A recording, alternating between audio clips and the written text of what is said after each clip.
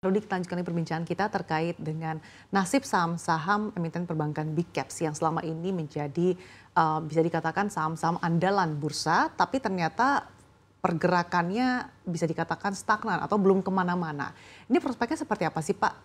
Ya, jadi pada dasarnya kan kalau harga saham naik itu karena satu mungkin dia murah, atau yang kedua laba bersihnya tumbuh. Syukur-syukur murah dan tumbuh gitu kan. Nah, sayangnya untuk laba bersih perbankan di Indonesia yang besar ya, itu BCA akan tumbuh kalau nggak salah mungkin 10 atau belasan persen. Kalau 3 bank yang lain, awalnya kan cuma BRI yang minus pertumbuhan labanya. Tapi belakangan Bank Mandiri sama Bank BNI juga pertumbuhan labanya minus. Jadi selama pertumbuhan labanya minus, itu akan cukup sulit untuk justifikasi bagi asing kenapa harus masuk ke saham tersebut meskipun valuasinya murah. Karena kalau kita bicara valuasi, lawannya story. Nah, story-nya tadi AI segala macam gitu. Nah, jadi 2025 ini even sampai Desember kelihatannya belum tentu akan labanya tumbuh positif. Untuk membalikkan Meskipun ditopang injeksi likuiditas 200 triliun. Injeksi likuiditas itu kan jadi cost. Jadi kan dia harus bayar bunga. Sementara menyalurkan itu kan butuh waktu. Terakhir saya baca kan baru sekitar 86%. Nah, tapi memang injeksi likuiditas itu positifnya itu menjadi kesempatan bagi perbankan menurunkan suku bunga deposito. Jadi mereka mungkin belum bisa menyalurkan 100%, tapi suku bunga depositonya dia turunkan sehingga cost of fund-nya turun. Nah, efek ini menurut saya butuh waktu untuk terrefleksi di laporan keuangan. Q4 kayaknya belum sempat, tapi Q1 tahun depan maybe ada surprise positif. Gitu. Oke. Artinya di tengah performa saham-saham bank big caps yang tidak sesuai dengan ekspektasi pasar, apakah hingga 9 bulan pertama ini terjadi rotasi sektor? Seperti tadi Anda katakan temanya di tahun ini mungkin lebih ke sektor emas, kemudian juga saham-saham konglo, seperti apa Pak Rudi? Ya kalau dari perspektif asing, mungkin saham konglo mungkin ada yang masuk, mungkin juga tidak. Tapi kalau yang secara tradisional ya kalau enggak ya big caps ya masuk ke sektor emas saja sih seperti itu. Nah kalau emas itu lebih karena ada ETF besar yang sekarang dibuat dengan tema emas, dapat inflow besar. Nah ETF emas tersebut beli saham-saham terkait emas, beberapa diantaranya ada di Indonesia. Nah jadi itu sebenarnya bukan rotasi, tapi memang ada reksadana ETF di luar negeri yang fokus pada emas, yang kebetulan dapat inflow besar, sehingga terjadi inflow di Indonesia. Oke, berbicara soal info, tadi di awal Anda katakan obligasi saat ini juga masih didera outflow gitu ya. Apa sih yang sebetulnya membuat obligasi kita ini belum cukup menarik gitu? Apalagi sebenarnya di tengah ketegangan global justru tampaknya sudah mulai mereda. Baik, jadi teorinya kan kalau suku bunga turun, harga obligasi naik. Nah benar, suku bunga Fed turun, suku bunga Indonesia juga turun. Akibatnya harga obligasi mengalami kenaikan.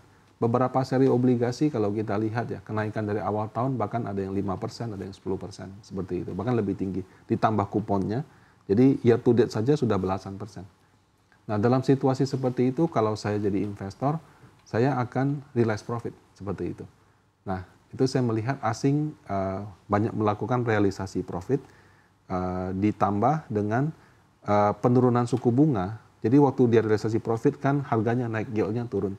Kan harus ada yang beli. Kalau nggak ada yang beli kan juga nggak kemana-mana kan harganya.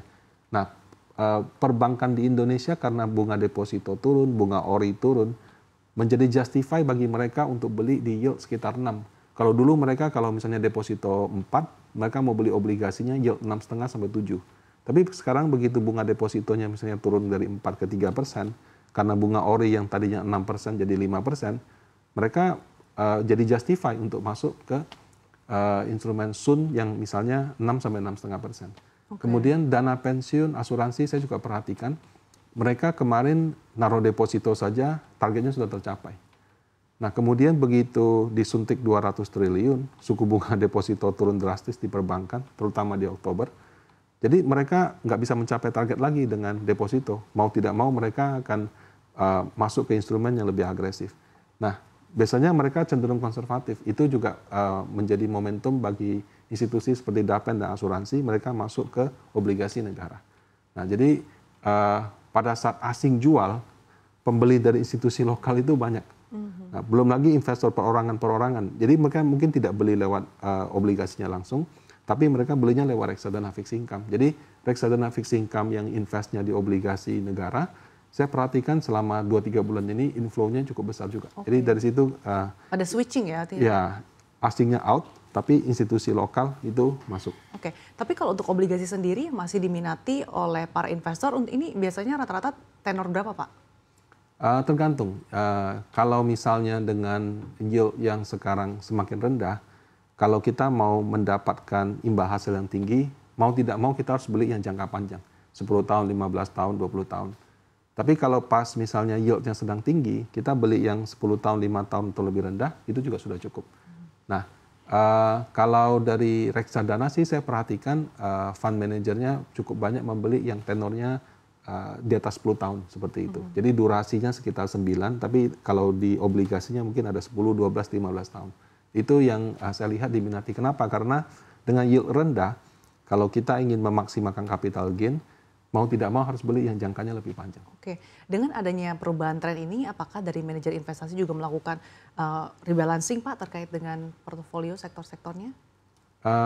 Kalau dalam konteks reksadana fixed income, kami beli yang jangka panjang. Kemudian ketika yield kemarin sempat turun di bawah 6%, kami juga realize profit juga, karena kapan lagi kan yield di bawah 6%. Secara historis pernah, tapi jarang sekali.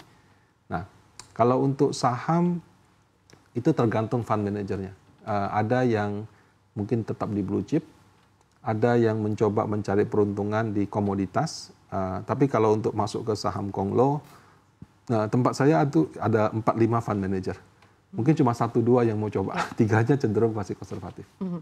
Apakah ada perubahan rotasi sektor juga untuk reksadana saham, Pak? Nah, kalau di Indonesia ini terus terang sahamnya memang banyak, 900 gitu ya.